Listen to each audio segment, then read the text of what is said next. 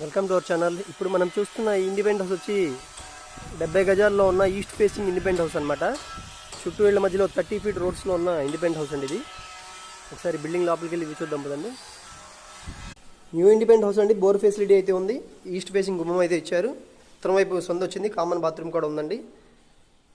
చూస్తున్నారు కదా, వర్క్స్ అన్ని కంప్లీట్ చేసి మనకి హ్యాండ్ ఓవర్ చేస్తారు. యనమల కుదురు నుంచి పులపాకి వెళ్ళే కరకట్ట వైపు అండి ఇది. పెద్ద పులపాకి పంచాయతీ కింద వచ్చింది అనమాట.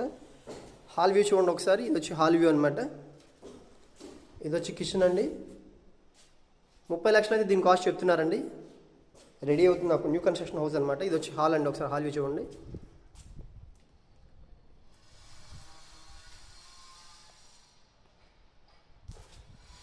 మనకి కామన్ బాత్రూమ్ కూడా ఉందన్నమాట. ఇది వచ్చి బెడ్రూమ్ అండి. సింగిల్ బెడ్రూమ్ ఇండిపెండెంట్ హౌస్ అనమాట. 30 లక్షల్లో ఇండిపెండెంట్ హౌస్ అండి ఇది. Single bedroom.